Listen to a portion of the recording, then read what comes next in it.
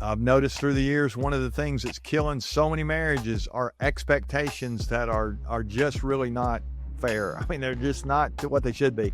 In fact, so many times we expect more out of our spouse than we expect out of ourselves.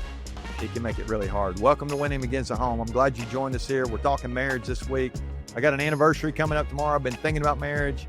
We're gonna hit 38 years if I don't do something really dumb between now and tomorrow. So I'm excited about it. It's going to be great. Laura is, I'll talk about her tomorrow a little bit, but today, let's think about ourselves today. And what do I mean by think about ourselves? I want us to work on ourselves before we ever start trying. In fact, I would say, don't ever try to work on your spouse. It's like, you're not going to fix your husband. You're not going to fix your spouse. My wife was in the grocery store a while back, and this lady who knew her said, I asked her, she said, if Randy dies, are you gonna marry somebody else? And Laura, her response was, I don't have time to train somebody else. It's like, she's been working on me for a long time, and yet I think all of us, we have this mindset of if we're not careful, we'll just try to train them to do the right thing. And the truth is, I have made a lot of progress, and she's helped me to grow so much, which has been a cool thing.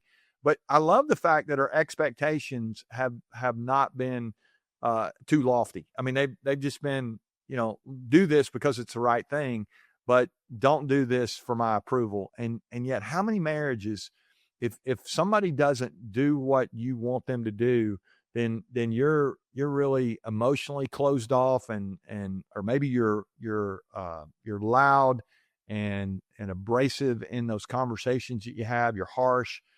And how many times have we ever been motivated? Any of us, if you're listening, you've never been motivated, I'm guessing, by someone who was more harsh, or they said it more times. It's like, once we say something and we've communicated and connect, remember we talked about proximity and intimacy a couple of days ago. Well, connection is when we really understand each other. Here's what I need. Do you understand that? And they say it back, and we can have that kind of conversation, really communicate with each other. Saying it again after that, reminding them 55 more times, is not going to make them know it more. They already know that. And so we may need to have a check-in at some point, but saying it over and over, day after day after day, there's just nothing productive about that. And so I think these expectations sometimes we have on our spouse, they're way bigger than we have on ourselves. And so I want to encourage you today to begin to work on yourself. What do you need to do to grow?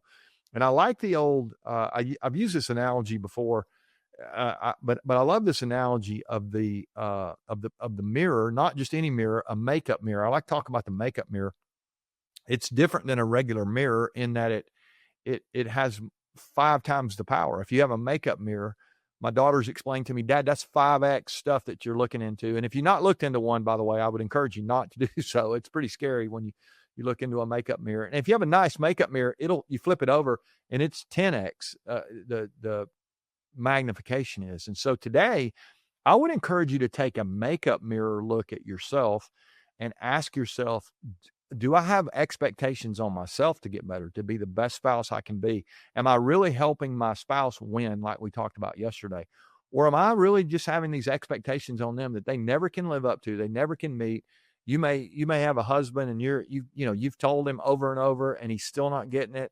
And because of that, you're emotionally walled off, and you can't have a conversation, or you haven't taken the time to do that. And these expectations are not even, they're not even realistic. I mean, it's again, you're expecting him or her, whatever the case may be for you, to do more than you would ever expect out of yourself. And so I think this is going to make it hard to have a great marriage. And I'm working on it. I hope you'll continue to work on it. Let's make sure that we lower the expectations on the other person. We look ourselves in that makeup mirror and we work on ourselves. What do you need to do let's go back and think about, what do we need to do to be emotionally healthy for this other person, that we're strong enough for ourselves, but also that we can lend some of our strength to our spouse when he or she needs that. What do we need to do to be growing mentally and making sure that we're learning and we've got this vibrant energy, that we're maybe physically, we're not taking care of ourselves physically, and we're frustrated with them because they're not doing it, but truthfully, let's just worry about ourselves. There's plenty of opportunity for all of us to grow. And so I want to start with me. I think when I've done that, when I've worked on me, it's always made our marriage better. Truthfully, she seems like she needs a lot less work than I need, but I know she's working on herself as well. And I think when you get two people that are working on themselves and toward a common goal, then all of a sudden, we're actually, if you think about the triangle almost, and you've got some kind of common goal at the top of that triangle, we actually start both walking toward our common goal. Now we're, by definition, we're getting closer to each other. And so I love that mindset. Let's do what we can to lower the expectations on our spouse and make sure that we raise them on ourselves. Let's work on ourselves. If we'll do that, take that good hard look every day and try to help them win, I think, again, our marriage is going to get better and better. All right, tomorrow's anniversary day. I got a good little thought for you. I think it'll be helpful to you, and I hope you'll join us for that. Continue to work on these relationships. Remember, if you win at work and you lose at home, you still lose. Tomorrow we're going to talk more about winning begins at home.